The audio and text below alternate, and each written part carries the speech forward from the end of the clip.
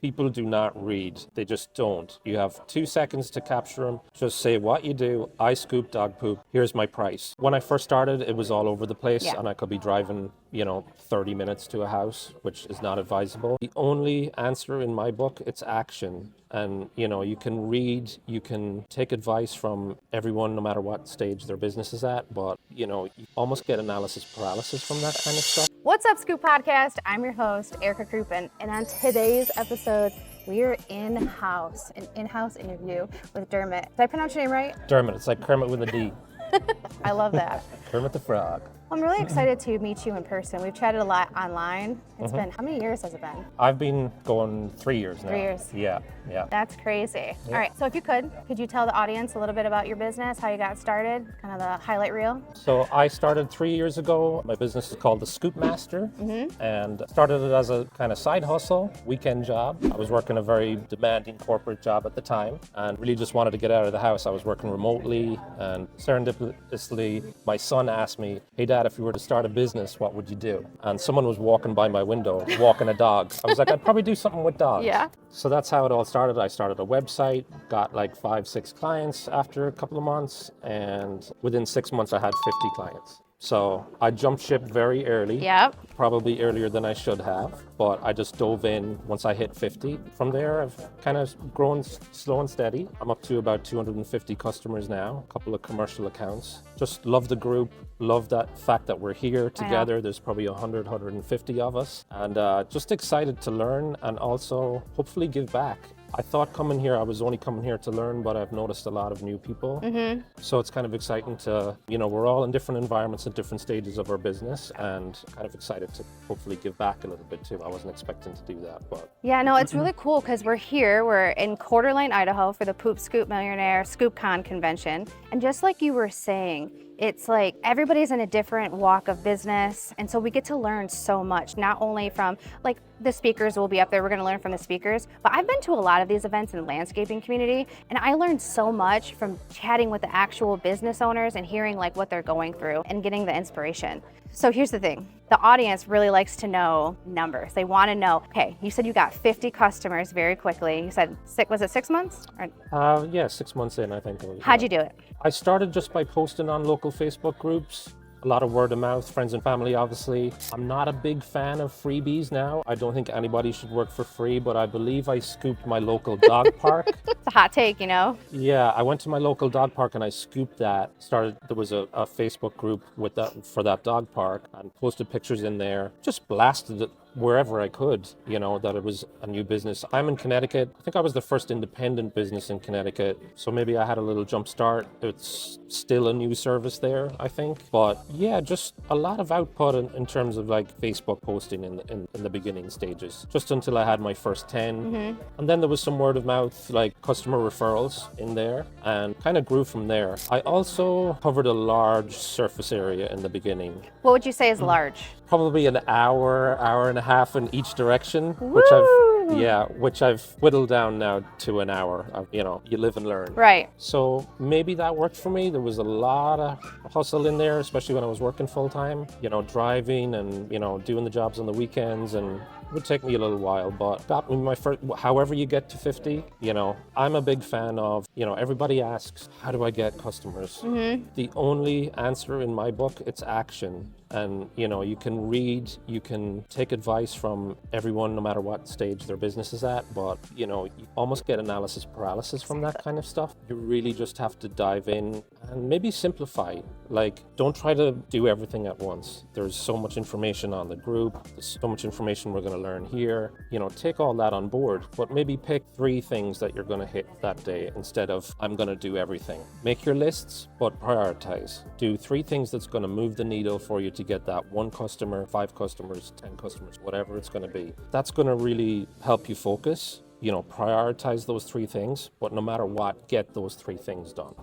And that was a big thing for me in the beginning as well, and still to this day, like, hit those 3 things. What are the most important 3 things that I have to do today? And maybe it's not even business. Maybe it's family. Maybe it's something personal, hitting the gym, whatever it is. I think that's a very solid nugget of advice. But mood follows action, and taking action is going to move the needle faster for you than reading or learning or, watching another video, another podcast. Exactly. It's like, Yeah. no, I'm glad that you said that, because I think a lot of people, they want to wait. They want to wait until the website's perfect. They want to wait until they feel ready. Yeah. Sneak peek, this is a little part of my presentation I'm talking about. Oh, nice. Because fear stops people, and they just want to overthink it. And what I'm realizing, if you go ahead and you talk to a lot of these people that are super successful and have these very large businesses, they moved quick. They just figured it out. They're like, we're just going to get a little messy. And we're going to figure out what's going to happen. Yeah, I built my first website on Google Sites in about 30 minutes and used some pictures on my phone and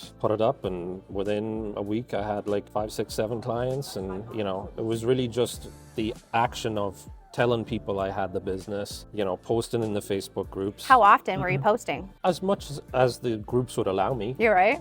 I would be sure to read the rules and not get kicked out. Have you been kicked out of any? By mistake, one. I posted when I thought I was allowed to post on a Tuesday, but it was the wrong day. I don't know. But yeah, they booted me out. So again, live and learn. Yeah. And okay, what were you posting? Very short, concise pieces of information. I notice a lot of people posting their life story when it comes to like people do not read. They just don't. You have 2 seconds to capture them. Just say what you do. I scoop dog poop. Here's my price. And, maybe a link for them to click. Yeah. I say who you are, what you do, how to get in touch with you. Yeah. It doesn't have to be any more complex than that.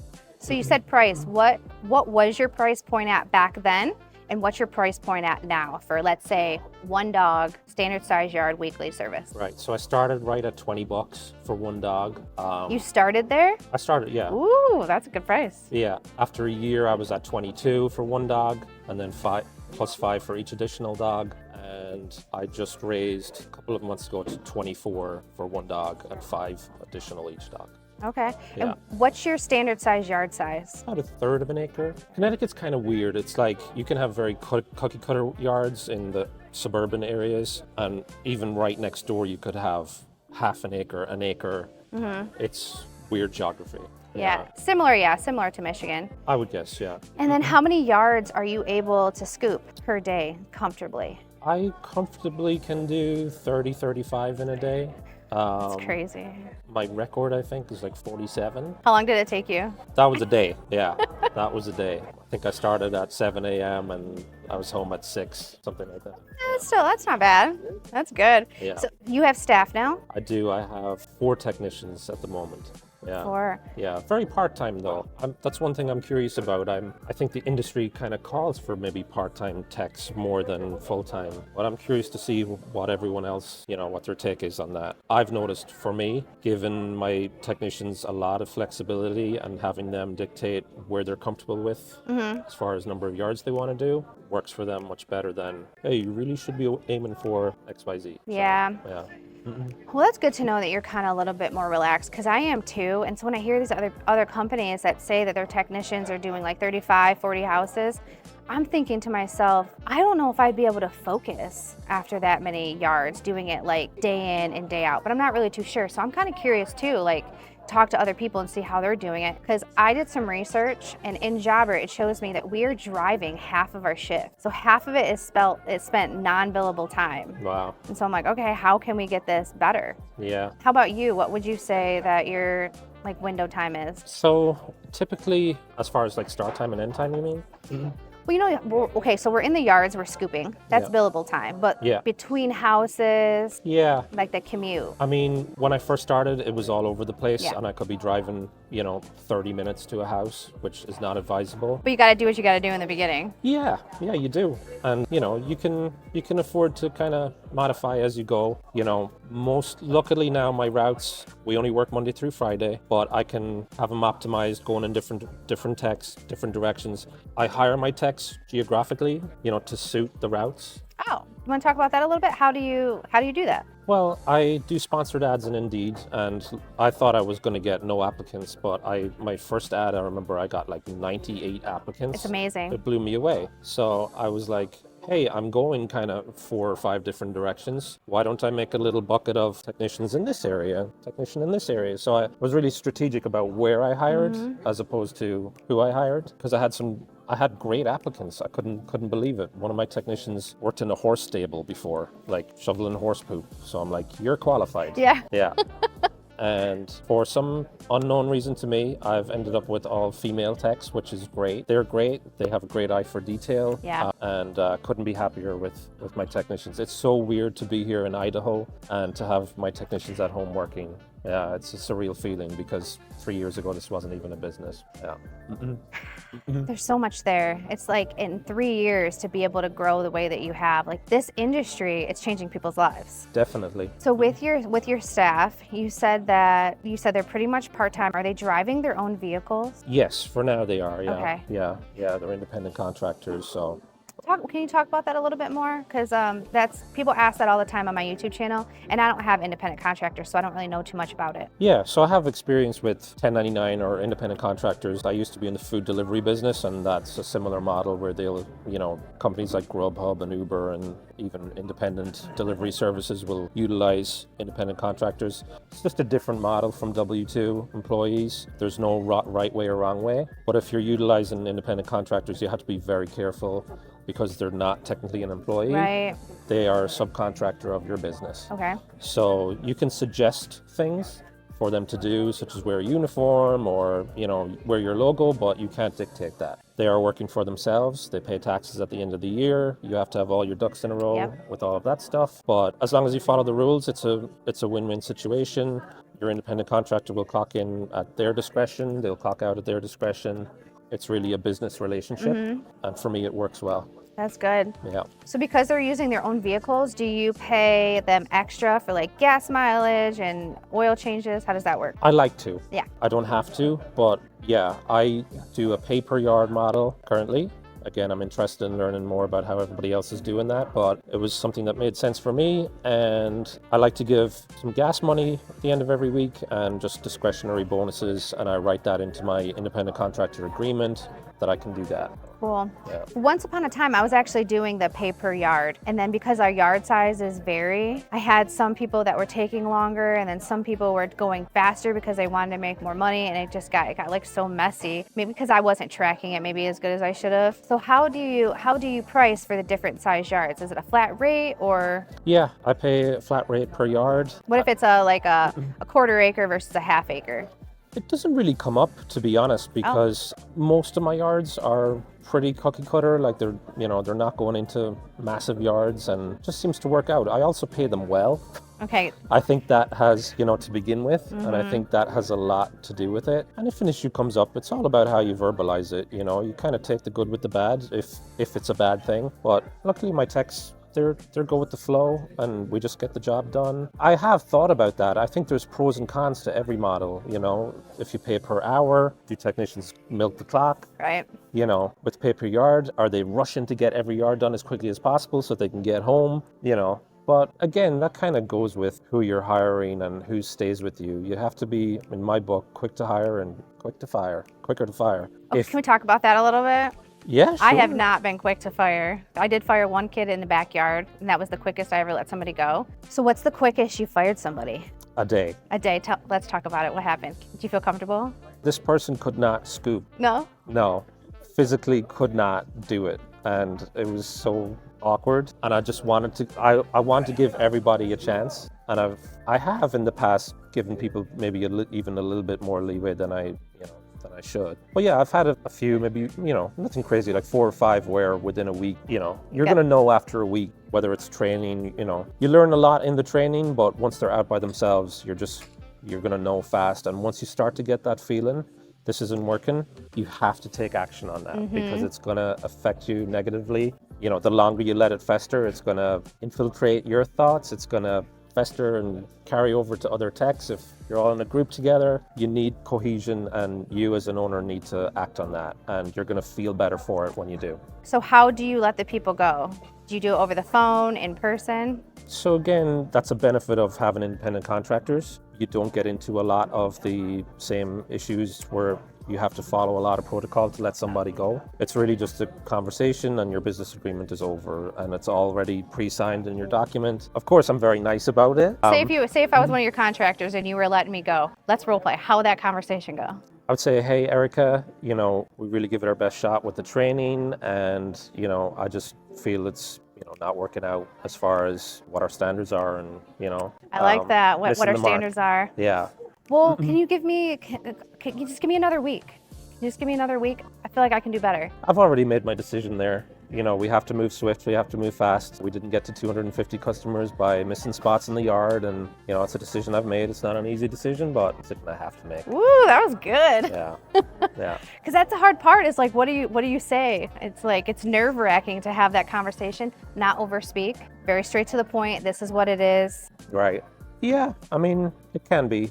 You know, you just can't let emotion come into it. You have to be very black and white. If you start to let emotion creep in that situation, then maybe you need to rethink your delivery and, you know, maybe have somebody else do it. If it's not an emotional thing, it's a business thing. Yeah, it's a You business have to separate thing. those two things.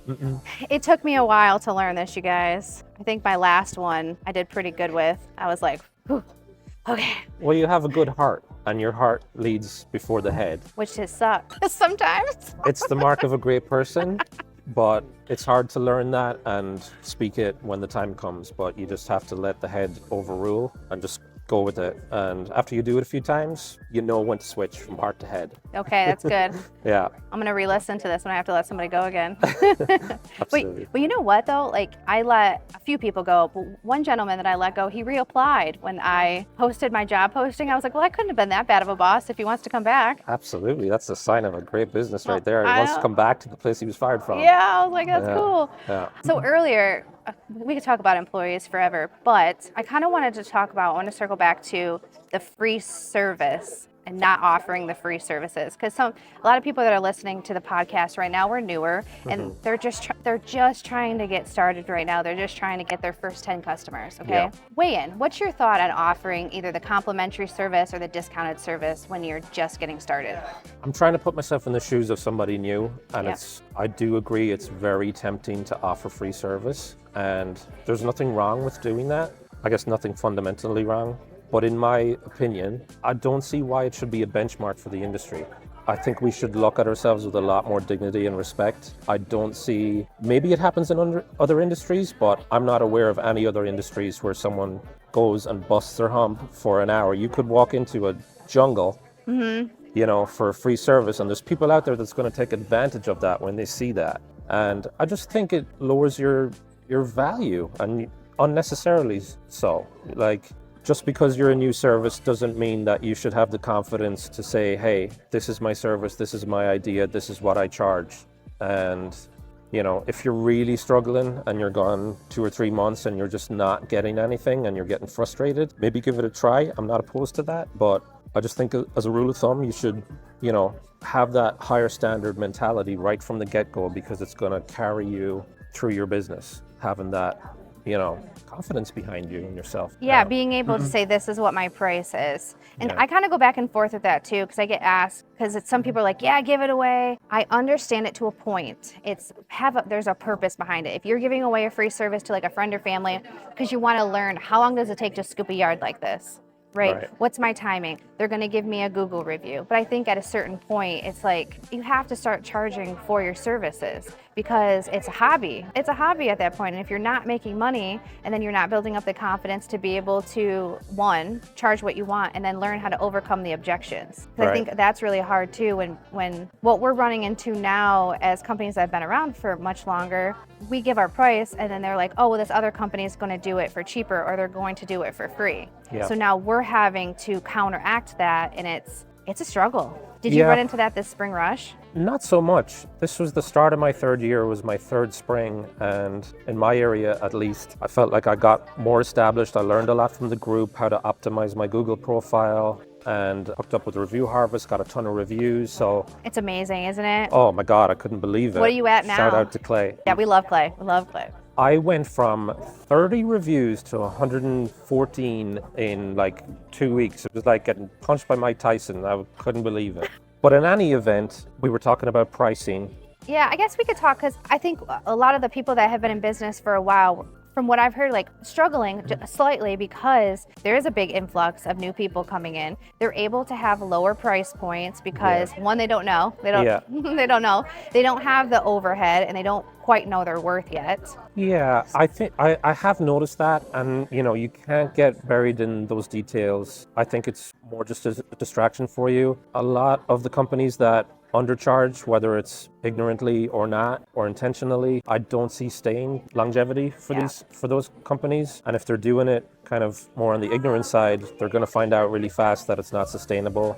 You're not going to be able to hire, you're not going to be able to invest in marketing. And, it's not something that really should concern you. For the industry, maybe it's a little concerning, but I think the more of us that are vocal about, what your worth is and charging appropriately and setting the standards, then, people are going to latch onto that. And I think the industry is going to grow as a result. Yeah, keep leveling up. Which, I'm glad that you said that. And like you were saying that you got more reviews, like getting more reviews, that's going to help set you apart from the other companies that don't. So it's really important to get that kind of stuff. Yeah. One thing I want to point out on that as well is that I do think we all need to be probably in our respective locations, if you can, be respectful and reach out to other companies that are starting and just, play your cards right there in terms of offering the olive branch. In Connecticut, there's been 5 services, I think, that started after me. One of them unfortunately fizzled away, really great guy, but just didn't take off for him. But there's 4 of us now that were in a group in Connecticut. They couldn't make it to the conference, but, I'm relaying information to them. I want them to succeed, There's hundreds of thousands of landscapers, but there's 5 of us in Connecticut scooping. So I think it's important to be supportive to those people, help them.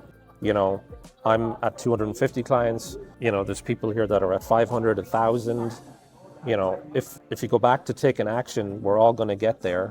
For some people, it's slow and steady. For some people, it's, the perception at least is that you can get hundreds of customers. But whatever it is, I think it's important just to stick together, band together, have a good vibe, and help each other if you can. Yeah, so you can refer each other. When I first got started in business, a friend of mine actually already owned Turd Burglar. And is like a good friend of mine. And so when I was going to launch, I messaged him. I said, hey, listen, I wanted to let you know that I'm starting a dog waste removal business, and we are going to be servicing similar areas, because I was nervous. I was like, oh, is he going to be mad? He said, welcome to the industry. If you need anything, let me know. And he helped me a lot and gave me a lot of guidance throughout the years. And still to this day, he'll see me, we'll see each other in passing, we'll honk at each other. And so it's been really good to have that support in the area. Yeah, and absolutely. I'm glad that you said something about the OG scoopers reaching out to the newer ones, because that really does help build community. Yeah, I think that's unique to this industry too. I don't see somebody stepping over each other. One of those scoopers in Connecticut owns a junk removal business. He told me, I can't believe this industry, as opposed to, not to badmouth the junk removal business, but he said it was kind of cutthroat. Yeah. But I think if we have this ethos where we help each other, because it is, even though some services have been around since the 1980s, it really is taken off now, thanks to you and Anthony and everybody else. But, we have to support each other. And I think it's going to help us all if we kind of keep that, good vibe going. Keep going. Yeah. There's a company I want to reach out to. I see her and her husband, they post all the time. It's called No Poop to Scoop. And I'm seeing them post, and I keep telling myself, I got to reach out to them, because they're in my direct area, and they're killing it. They're doing a really good job. But here's the thing. Obviously, if you're listening to this and watching this, I'm motivated, right? And so it's good to get that motivation, because sometimes when you've been in business for a while, you're doing really good, you get a little bit lazy, because there's not anybody that's kind of ruffling your feathers a little bit to make you push harder. Right. And so I do think having that competition in the area will make you work harder. As time goes on, the industry builds and we level up. Yeah, healthy competition is good. Don't get me wrong, it's not all kumbaya. Yeah. And I'm guilty of it too. I look at other people, and I told the guys this morning, I'm here at the conference, it's very easy to get number envy, I think, in this industry. We're all in different environments, we're all at different stages, we all bring different things to the table, and no matter where you're at, it goes back to what I said in the beginning, the action is what's going to take you there. And I've been following your story a little bit. I don't know if you talk about it, but for me, a big thing, getting focused, and I think part of the success of my business, I knocked the drinking on the head 8 years ago. That was a big life change for me, and that helped me really just gain a lot of focus in my life and gave me a lot of conviction and, clarity in terms of what I was doing. Not saying that everybody has to do that or preaching in any way, but there's a few things to be aware of. I've caught myself with family life too, getting so entrenched in the business. I think it's important to prioritize your time too. When you're in business mode, be in it. But, as you grow and scale, be cognizant of family and things that are really important to you. And when you're in that family time, be 100% there too, if you can. It can be hard. That, yes, that is hard to like shut the phone down and turn your brain off and be like, all right, I'm focusing on you, I'm here. Because it's so easy, the ding of the phone, the Jobber app going off, you get a message from Facebook and you're thinking like, oh, I want to keep growing this business. But like, are you growing that relationship at home with your loved ones? My husband used to be so envious of my blue laptop because that's what I built the business on, was this blue laptop. And I paid more attention to that than I did him. And we would have bad fights about it, like really bad fights. And I just selfishly, at that time, I didn't care. Yeah. Which luckily, my husband and we're still married, everything is good. And he was like faithful and he believed in me through that time. And I'm just so glad that he was able to see that like, okay, even though she sucks right now, I know she's trying to build something that's better. And I also quit drinking and our relationship's so much better because now, like you said, the clarity. It is weird that this clarity that comes over you because you have to learn how to deal with all the emotions, the good, the bad, the ugly, whatever. Yeah. And navigate it. Yeah, absolutely. And like, I think even being here, like if I was at this conference 10 years ago, I would have been at the bar over there and I would have been so focused on that. Yeah. And maybe same thing, getting to know people, but having that clarity, there's 2 or 3 or 4, maybe 5 little nuggets of information here that we're all going to get at this conference. And I feel like I'm equipped to receive that. Yes. Because 10 years ago, I would have been equipped to get a Miller Lite or Bud Light or whatever's available at the bar, something stronger. But instead, we were up at the gym at 6 a.m. Exactly. Getting it. Eye of the tiger. Woo! 6 a.m. After my workout, I got off the treadmill and I was doing a video because I was going to come video you guys and you were gone. Oh, really? I was like, he's gone. Oh, boy. Because I said something about like my gym people or whatever. And then I went over, I was like, well, they're actually all gone. Yeah, I would have stayed a little longer, but I got to run in this morning too. So I was like, I don't want to overdo it because then I'm going to be half asleep later. So. No, that's cool. We could talk all day about the alcohol and stuff because it's really important. But maybe we can get on another podcast and kind of talk about that because I think a lot of people, they struggle with it and it's not like, so you have the people that really are just drinking real crazy, they're out of control. There's that, but then there's how I was. Oh, I'm happy, let's have a drink. I'm sad, let's have a drink. I'm bored, let's have a drink. I'm mad, let's have a drink. Yeah. And so that was starting to add up, and then I noticed I was letting other things slip, and my eating would start to get really bad, then my attitude would start to get bad, and that's the stuff that's super dangerous because you're almost like, well, I don't really have a problem. It's not a problem. Yeah. And then your friends are like, you're stupid. Why are you going to quit drinking? So then it's like, do you let go of all your friends? Yeah. I mean, I did. There's a lot of fear in that decision too. That's a big decision to make. I remember thinking, oh, my life is never going to be the same. And it's probably not, but for the good. Yeah, I feel so. I feel a lot more connected with people than before. And, after a couple of months, it really wasn't a big deal. How long did it take you to... Did you have to like relearn yourself of like how to go out? A little bit. I was actually more excited to go out because before I was just always so fixated on alcohol and where my next drink was coming from. I'll preface it with, I never had this in the gutter moment. It was, my decision to give up was more to do with being present for my family and to take an opportunity like this. And there's no in between with me. I'm from Ireland. It's like you have a beer in your hand when you're in the womb. So, I had plenty of rehearsal when it came to drinking, and there's just no in between. It was either like, I can't do it in moderation. That's not something that I can do. So, I just made the switch. I was just all or nothing, and it was a great decision for me. Yeah. Yeah. No, I agree. I don't know. I'm never going back. I'm like, what's the point? Yeah, I don't miss it. I'm a big fan of non-alcoholic beer. I still have a couple of non-alcoholic beers for that social lubricant, It makes you feel kind of that you're still connected with people that are out and drinking. And because that was a big thing for me. I'm like, oh my God, I'm never going to be able to go to a bar again. But that's not the case. I probably go to more bars now than when I was drinking. Yeah, because then you can watch everybody else getting drunk. And saying all the wild, crazy things. It's great fun. Yeah. Well, let's switch back to business. Yeah. Because I did want to ask you, so when you first started, you posted in all the groups. So I imagine you didn't put money into advertisement in the beginning? No. Are you putting money into advertisement now? Yeah. Okay. This is my first year actually putting money into advertisement. Mm-hmm. Where are you putting your money at? And if you don't mind, how much are you putting in, would you say, per month? Kind of general rule of thumb, I was like 10% of what was coming in. My first spring, no more than like $500 maybe in a month. And even now, like this last spring, for January through April, I want to say. I was doing maybe 2,500, $3,000 a month in advertising, and I've shut it down since. I'm a fan of slow and steady. I don't want, it's not that I don't want, but after the snow melts in Connecticut, it kind of slows down a little bit as far as getting customers. So Yeah.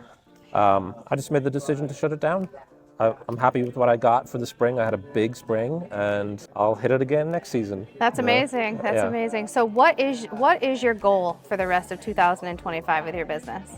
I'd say at this point, now that I have techs, and it's probably something I'm guilty of, I probably should have done it a little sooner, is really make my SOPs super tight in terms of how we do things. I've let that slip a little bit, I think. You know, I have some loose documentation, but I just really need to nail that because, you know, I'd like to get to 500 and I'd like to get to 1,000. I'm not so much fixated on the number. It's more enjoying the experience, but just making sure that everything is documented. Yeah, you know, making sure my techs are really, really comfortable, because that's been a struggle for me to get out of the business and stop working in the business and get working on the business. It's been a one-man band for quite a while, and you know what that's like. It's exhausting. Yeah, so now that I have some technicians that are great, I really want to focus on, you know, going after more commercial business and growing the business out of the field. Yep. Yeah. That's a good goal. And stay out of the field. Where it would be like if somebody calls in, you're not getting pulled back in. That's what I want. I want to have the enough staff to where if there's a call in, I don't have to go. It's, oh, we can pull this floater, or we can take the houses and divide it between the other technicians. Yeah. It's kind of yeah, that's what I was saying before with part-time. I think the industry is kind of at least around me, it's calling for more part-time gig worker type thing. But I could be wrong. Maybe there's more scoopers out there that have just dedicated full-time employees, but for me the part-time has really worked out. I probably have room for one full-time person, but I choose to have 4 part-time. Yeah. And it kind of just works out better for me. That works. All right, well, cool. I appreciate you chatting with me. This was really, really cool. I'm glad we got to do this. Thanks for having me on. All Josh right. is here in the background too. Yeah, husband's over here. Yeah. All right, thank you guys so much for hanging out with us on the Scoop podcast. If you're watching this over on YouTube, please say hello and drop your comments. If you have not given me a 5-star review over on Apple Podcast, what are you waiting for? Why haven't you done that? Until next time, bye.